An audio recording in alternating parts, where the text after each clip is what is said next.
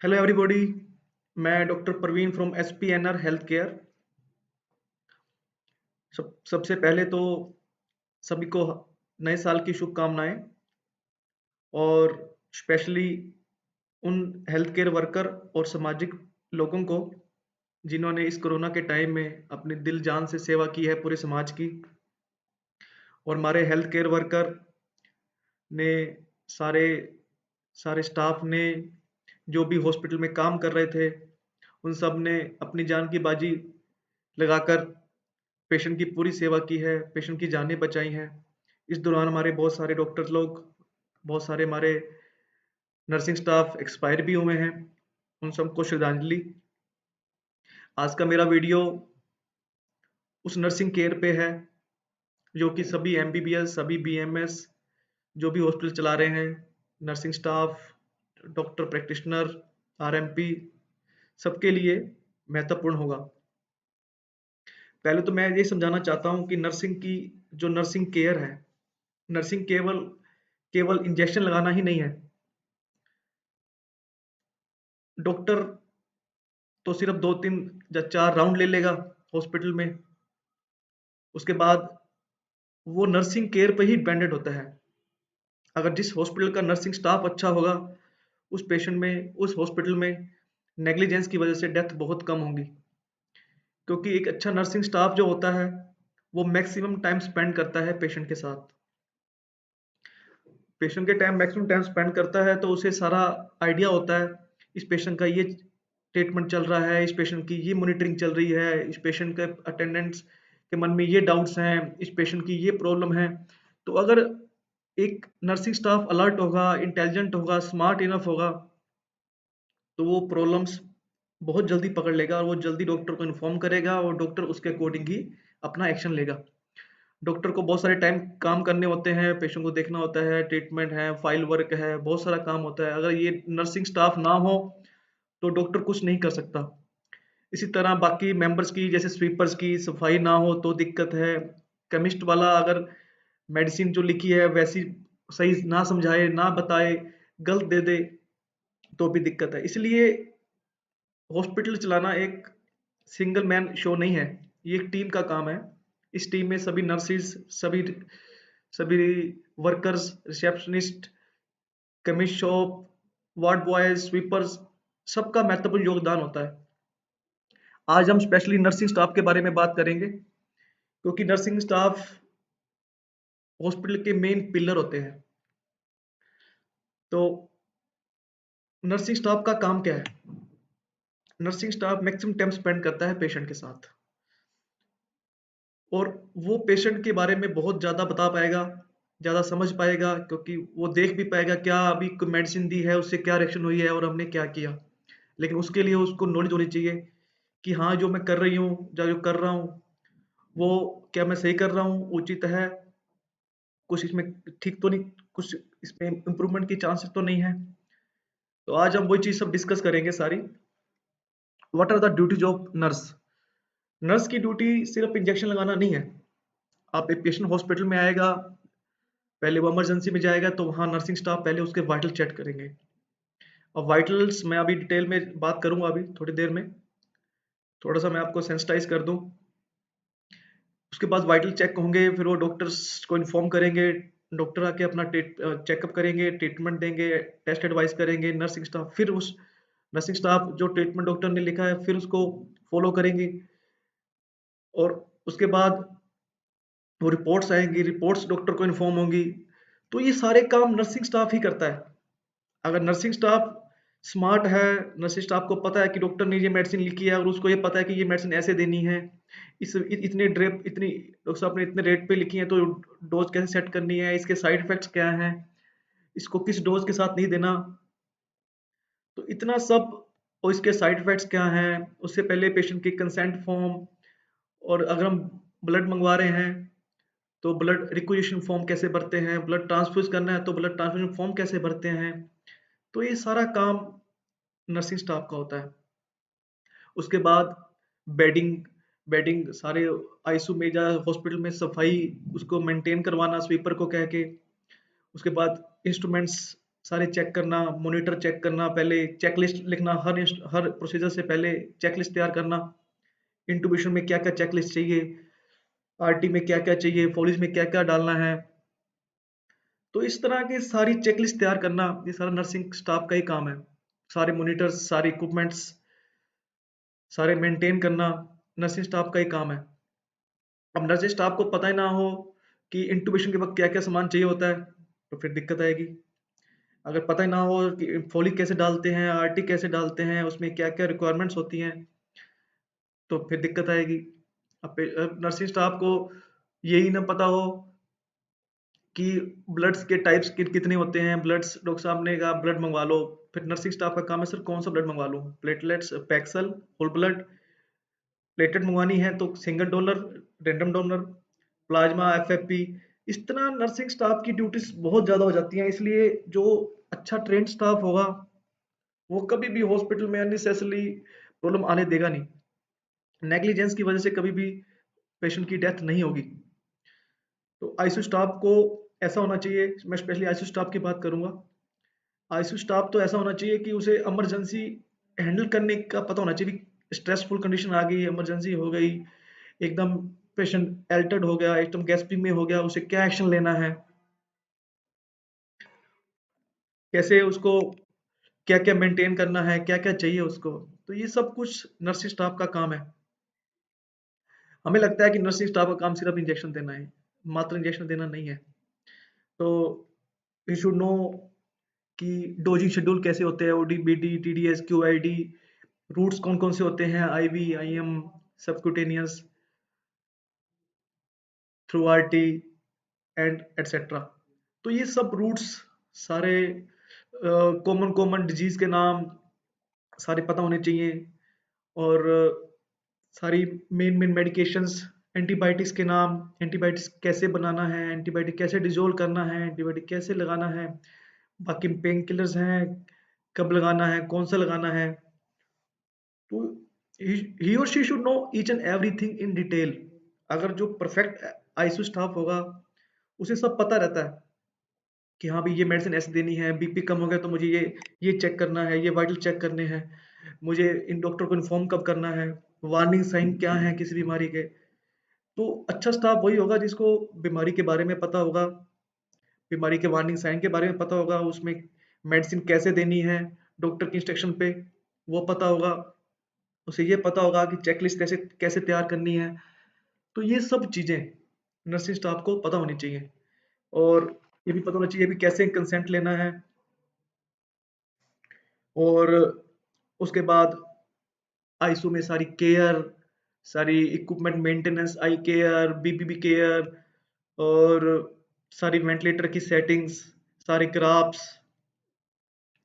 और सारे मॉनिटर के जितने पैरामीटर हैं पूरी डिटेल उनको पता होनी चाहिए। Now we are going to discuss the vital charting. In vital charting ये सबके लिए ही इंपॉर्टेंट है। पहले मैं बात कर रहा हूं पल्स की,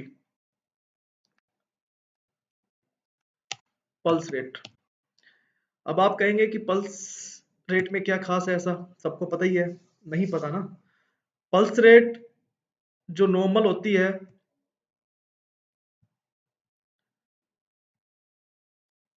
वो हम लेते हैं 60 to 100 बीट्स पर मिनट। इसका मतलब किसी पेशेंट की पल्स रेट अगर 60 से कम है या 100 से ज्यादा है, कुछ बुक्स 90 भी लिखती हैं, तो जिसकी पल्स रेट 60 से कम है या 100 से ज्यादा है तो वो एबनॉर्मल है। हम रोज देखते हैं वार्ड में पल्स रेट 102 103 चल रही होती है और हम ध्यान ही नहीं देते, स्टाफ ध्यान ही नहीं देता। तो यही यही एक स्मार्ट स्टाफ का काम है कि सिम्टम को, साइंस को जल्दी पकड़ना और डॉक्टर को इन्फॉर्म करना। अगर हम ये मान लेंगे कि जो पेशेंट है हमारा खुद का है, हमारा ही, हमारे फैमिली का है, और हमें उनकी उनकी जान बचानी है, अगर ये मान लेंगे तो हम कभी भी गलती नहीं करेंगे। हम कभी भी, हमारे से कोई पेशेंट एक्सपायर नहीं होगा। हम किसी भी सिम्टम को, हम किसी भी साइन को नज़रअंदाज नहीं करेंगे। डॉक्टर डॉक्टर तो अपनी ओपीडी में बैठा है या चैम्बर में है, अपना वो ट्रीटमेंट चार्ट तैयार, ट्रीटमेंट लिख रहा है, पेशेंट को देख रहा है। अब जो स्टाफ है, स्टाफ अगर इन चीज़ों को नज़रअंदाज कर देगा, तो किसी भी टाइम पेशेंट के साथ अनहोनी हो सकती है। तो अगर हमें पता ही नहीं होगा कि पल्स रेट कितनी होती है, चेक कैसे करते हैं, क्या-क्या करैक्टर देखते हैं, क्या-क्या देखते हैं उसमें, तो हम लोग कभी भी पेशेंट की जान नहीं बचा पाएँगे। तो अगर पल्स 60 से कम है, तो हम कहते हैं ब्रेडिकार्डिया। अब हमें पता होना चाहिए ब्रेडिकार्डिया किस-किस बीमारी में होता है। साइनस ब्रेडिकार्डिया भी होता है, फिजियोलॉजिकल कहते हैं उसको, और पैथोलॉजिकल भी होता है। ऐसे ही 100 से ऊपर है तो टैकिकार्डिया कहते हैं। टैकिकार्डिया साइनस है या पैथोलॉजिकल है।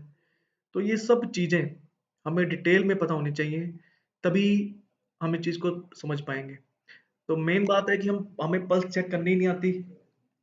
पल्स चेक करते हैं, जो यूजुअली हम लोग चेक करते हैं, वो हम रेडियल से करते हैं, यहाँ से। तो रेडियल अगर आपको पल्स मिल गई, तो वेल एंड गुड। अगर नहीं मिली तो फिर क्या करें? फिर हम दूसरी रेडियल चेक करेंगे, यहाँ भी नहीं मिली। फिर हम ब्रेकियल पे जाएँगे, ब्रेकियल भी नहीं मिली। इधर ब्रेकियल भी नहीं मिली। फीमोरल चेक करेंगे, कैरोटिड चेक करेंगे। तो इट मीन्स अगर अकेली रेडियल पल्स नहीं मिली, तो इसका मतलब ये नहीं है कि बाकी पल्स चेक नहीं करनी। तो आपको पता होना चाहिए कि बाकी पल्सेस चेक कैसे करते हैं।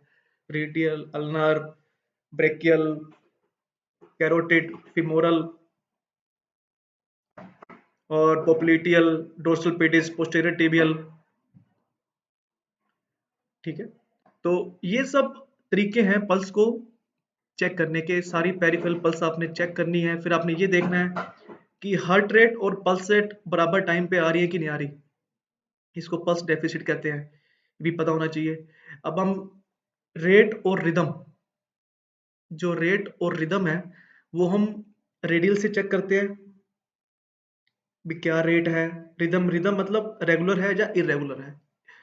जिस स्टाफ ने ये पकड़ लिया कि पल्स इरेगुलर है, उसने समझ लो कि बहुत बड़ा काम कर दिया पेशेंट के साथ, कि हम तुरंत उस बीमारी को पकड़ सकते हैं कि रेगुलरली इरेगुलर है या इरेगुलर इरेगुलर है। बड़ा इंपॉर्टेंट है। उसके बाद रेट आपने देख ही लिया, कम है या ज़्यादा है।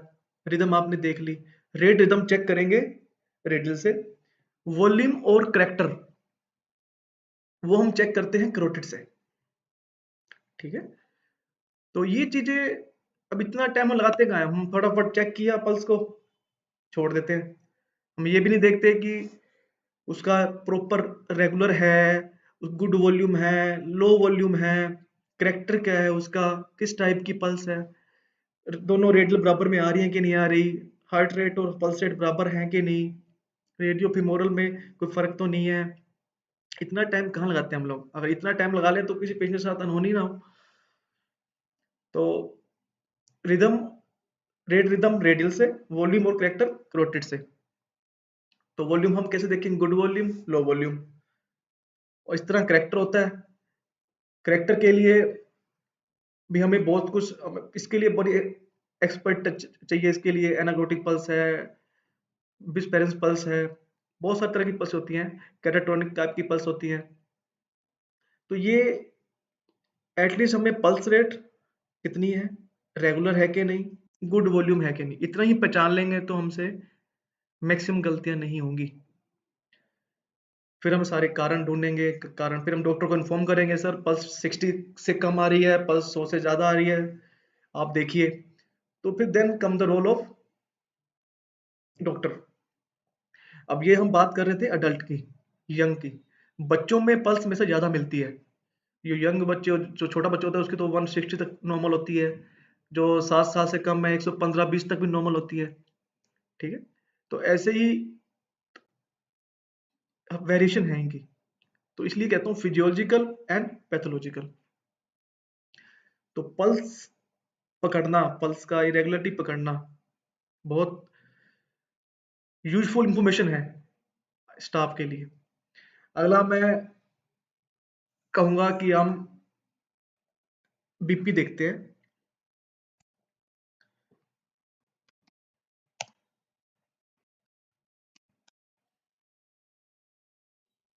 Blood pressure.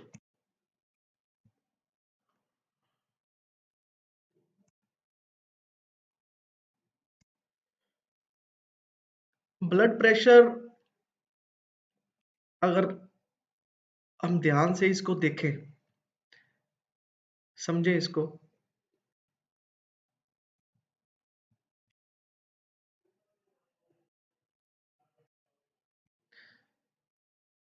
सिस्टोलिक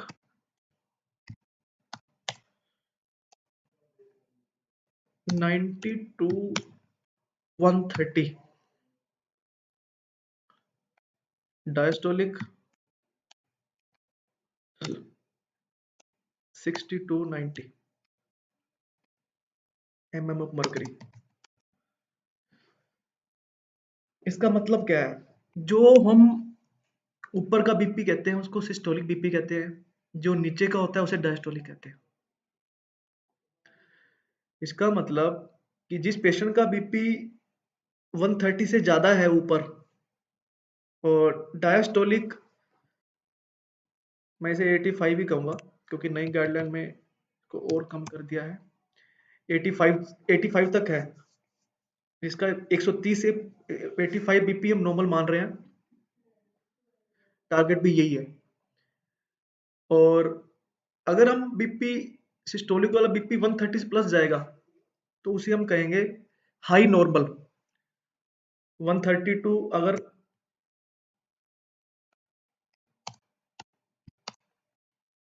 139 तो कहेंगे हाई नॉर्मल। तो बीपी अगर 85 से ऊपर जा रहा है तो that's also high normal. 90 cross कर गया, वो चाहे ऊपर का बड़ा हुआ हो या ना हो, दैट इज कॉल्ड हाइपरटेंशन। अब इसको समझने के लिए मैं आपको एक ही बात कहूंगा कि अगर बुजुर्ग हैं, 65 से प्लस हैं, तो हम 140 तक नॉर्मल ले लेते हैं। जो 65 से नीचे यंग हैं उनके लिए हम 130 ही लास्ट रखते हैं सिस्टोलिक, और नीचे का हम 80 रखते हैं। और 85 प्लस जा रहा है तो उसे हम हाई नॉर्मल कहते हैं। और 140/90 से अगर ऊपर हो गया, दैट इज कॉल्ड हाइपरटेंशन। अगर किसी का बीपी 90 से कम है सिस्टोलिक, और डायस्टोलिक 60 से कम है, तो दैट इज कॉल्ड हाइपोटेंशन। अगर हमने, अब हम देखते हैं कि लोगों को बीपी चेक करना ही नहीं आता। बीपी चेक करने का प्रॉपर तरीका है, that I will discuss later on. एक जगह बीपी चेक कराया 140/80, दूसरी जगह चेक कराया 200/1, 160/80, तीसरी चेक कराया 170/90। इसका मतलब कहीं ना कहीं तो प्रॉब्लम है। प्रॉब्लम बीपी चेक करने की मशीन में हो सकती है, बीपी चेक करने के तरीके में हो सकती है, जो कफ यूज कर रहे हैं उसमें हो सकती है, कैसा पेशेंट भी चल के आया हो, चाय ली हो, सही ना बैठा हो, बात कर रहा हो, उन सब में एबनॉर्मल बीपी हो सकता है। तो अगर हमने बीपी पेशेंट का देख लिया कि बीपी सुबह आया था 130/80 था, बीपी एकदम 90/60 रह गया, तो कुछ ना कुछ एबनॉर्मल हुआ है, तो अपने डॉक्टर को इन्फॉर्म करो।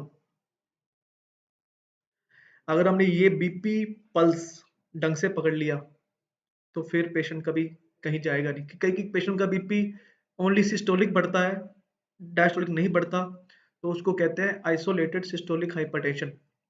कईयों का सिर्फ डायस्टोलिक बढ़ता है, ऊपर का लगभग नॉर्मल रहता है, तो उसे बोलते हैं डायस्टोलिक हाइपरटेंशन। तो दोनों ही खतरनाक हैं, सिस्टोलिक वाला भी खतरनाक है स्पेशली ओल्ड में, और अगर डायस्टोलिक बढ़ता है तो उसमें भी कार्डियक रिस्क और स्ट्रोक रिस्क बढ़ जाता है। अगर दोनों बढ़ते हैं तो अगर और पेशेंट को साथ में शुगर भी है तो उनके डबल ट्रिपल चांस हो जाते हैं स्ट्रोक और अटैक होने के, हार्ट अटैक होने के।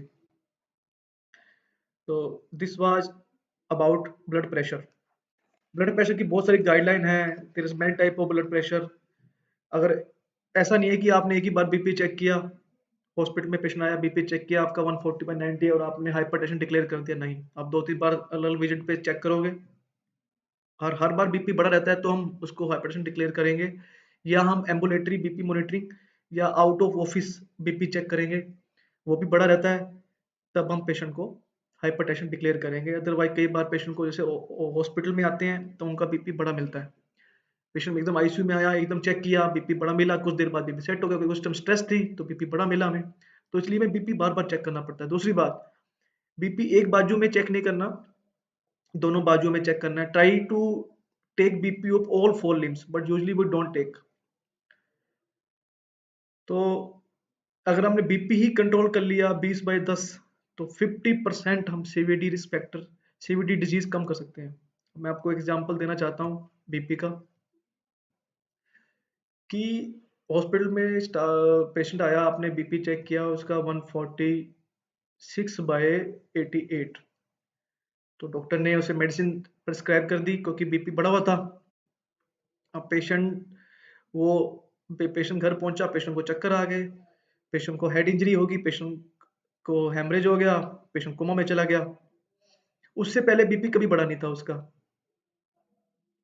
तो इसके दो कारण हो सकते हैं, या तो जब आपने 146/88 बीपी चेक किया, वाकई उसका बीपी बढ़ रहा था, उसके घर जाके और बढ़ गया और चक्कर आ गए, गिर गया, या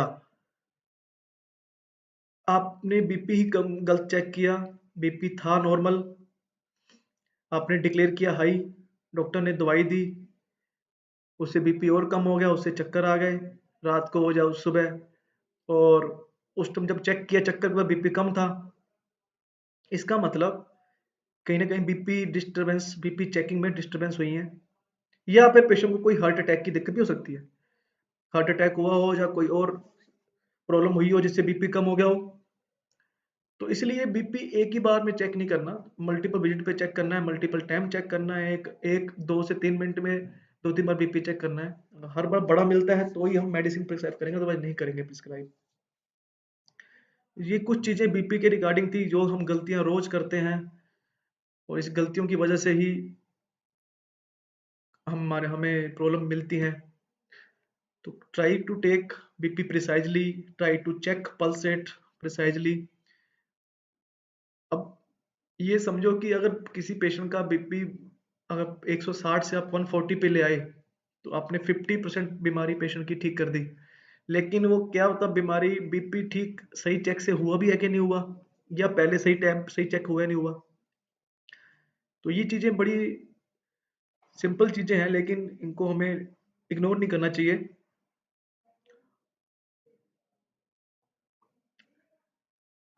now next vital comes temperature.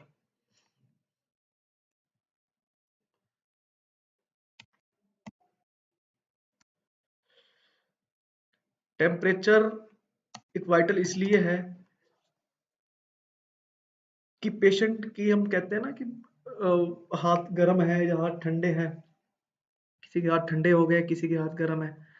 तो हाथ ठंडे का मतलब यूजली लोग मानते हैं कि पेशेंट का बीपी नहीं हो रहा, पेशेंट का बीपी नहीं आ रहा।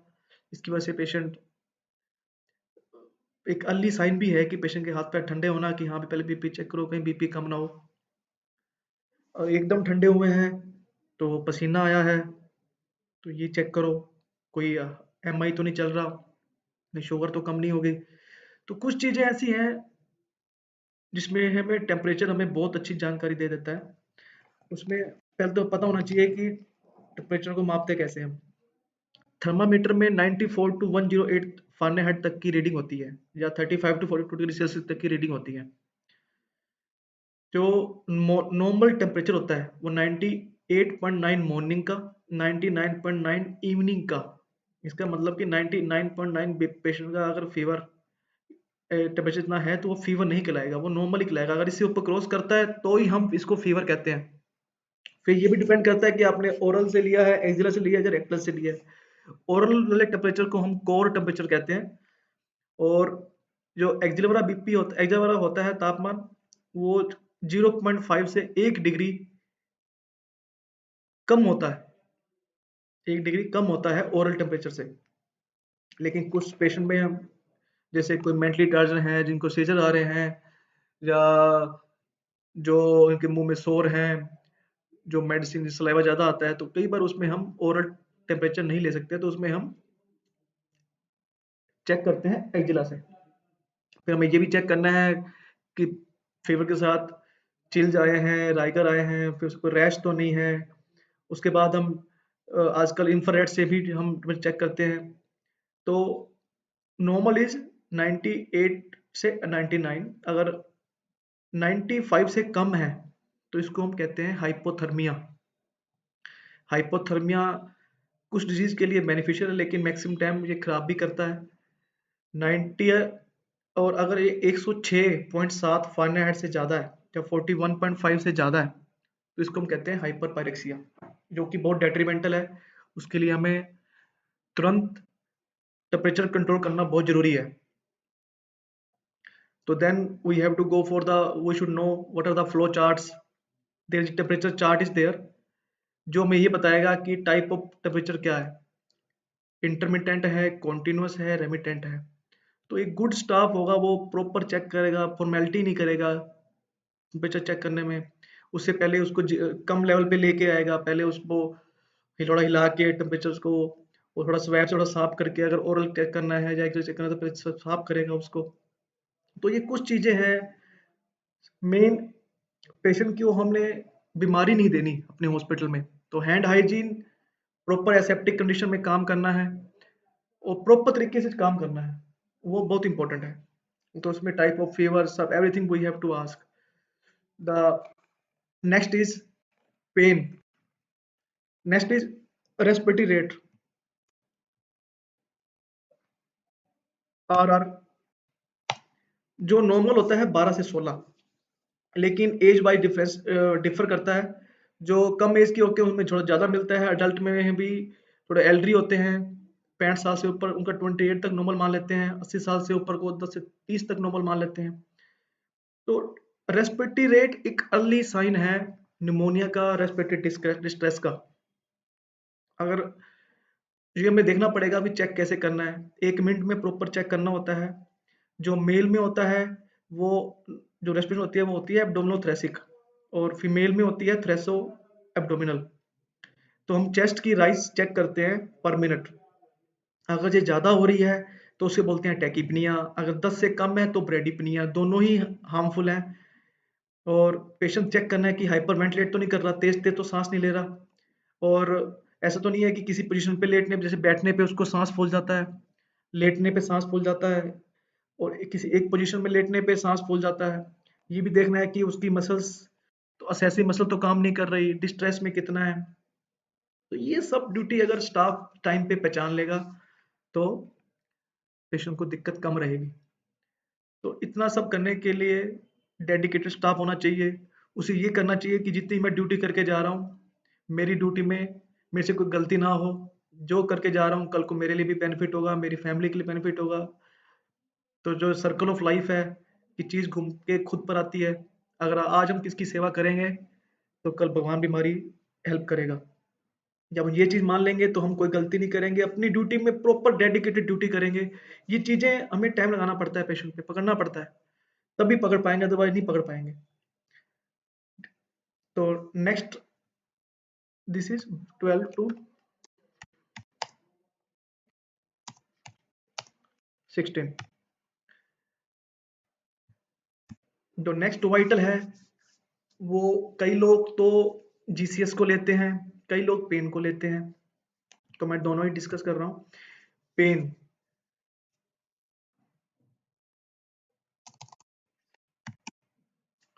पेन एक इंपॉर्टेंट वाइटल इसलिए है कि पेन हमें ये बता देता है कि, अलार्म कर देता है पेन, हमें अलार्मिंग सिम्टम है, पेशेंट बता देता है हमें। फिर पेशेंट से पूछेंगे कहाँ पेन हो रहा है, किधर कहीं जा तो नहीं रहा, कब से हो रहा है, ठीक कैसे होता है, बढ़ता कैसे है, सारे फैक्टर पूछेंगे। और पेशेंट ये बताएगा कि हमें पूरी रात बैक में दर्द रहा, ठीक ही नहीं हुआ, पेट में दर्द रहा, पेशाब की जगह दर्द हो रहा है, गले में दर्द हो रहा है। तो सारा पेन की सिवियरिटी पूछेंगे पेशेंट से कि पेन के कई स्केल हम लेते हैं, यूजुअली हम यूजली यूज करते हैं वो भी विजुअल एनालॉग स्केल यूज करते हैं। में सिंगल डायमेंशनल स्केल भी होते हैं, मल्टी डायमेंशनल भी होते हैं।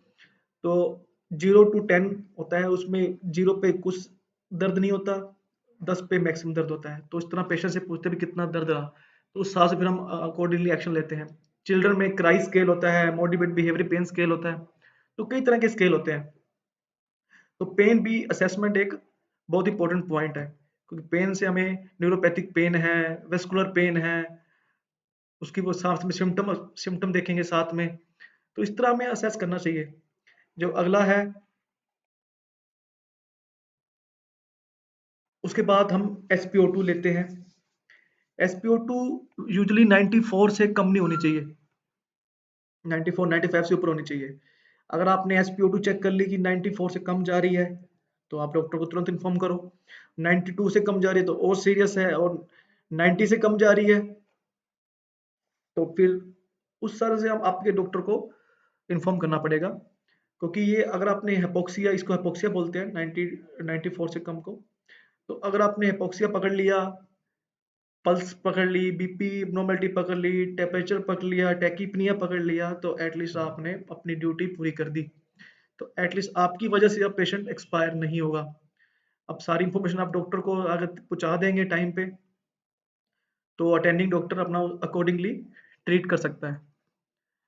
और जो इसके अलावा मैं बाकी मार्कर जो मानता हूँ वाइटल में आने चाहिए, वो है यूरिन आउटपुट। वो बहुत इंपॉर्टेंट मार्कर है, जो कि हमें किडनी स्टेटस और डिहाइड्रेशन स्टेटस बताता है। और ग्लासकोमा स्केल। तो ये सब मार्कर हम सबको आने चाहिए, नर्सिंग स्टाफ की ड्यूटी है। इसके अलावा नर्सिंग स्टाफ को सारे एंटीबायोटिक्स के नाम आने चाहिए, सारे ग्रुप्स आने चाहिए, analgesic, anti hypertensives, anti diabetic drugs, insulin कितनी तरह की होती है, कैसे देते हैं। इसके अलावा सारे एंटीबायोटिक्स कौन कौन से होते हैं, कितनी डोज में कितनी ड्यूरेशन में देते हैं। इसके अलावा बीटी बीटी फॉर्म कैसे भरते हैं, बीटी रिक्वेशन फॉर्म कैसे भरते हैं। जब ओवर देते हैं तो उसमें कैसे सारा रात को क्या हुआ, कोई प्रॉब्लम आई तो उसके लिए हम क्या एक्शन लिया, ये सब बताना पड़ेगा। उसके अलावा बीटी कोई रिएक्शन तो नहीं हुई, कोई ड्रग रिएक्शन तो नहीं हुई, और सारी रिपोर्ट्स कलेक्ट करना, रिपोर्ट्स को प्रॉपर चार्ट करना, ताकि हम ये देख सकें कि पेशेंट इंप्रूव हो रहा है, वर्सन हो रहा है, उसको कोरिलेट करना क्लिनिकल सिम्टम के साथ। तो अगर एक किसी हॉस्पिटल का नर्सिंग स्टाफ अच्छा होगा, तो दिक्कतें कभी नहीं आएंगी। जिस हॉस्पिटल में नर्सिंग स्टाफ भी वाहियात होगा, वो हॉस्पिटल हमेशा फेल होगा। Thanks for patient hearing. मुझे आशा है कि आपको ये वीडियो पसंद आएगा, और धन्यवाद। और अगेन आपको नए साल की शुभकामनाएं। और जल्द ही मैं बाकी बीपी कैसे चेक करते हैं, पल्स चेक कैसे चेक करते हैं, टेम्परेचर चेक कैसे करते हैं, आरआर कैसे चेक करते हैं, सबकी वीडियो मैं डिटेल में दूंगा आपको। Thank you.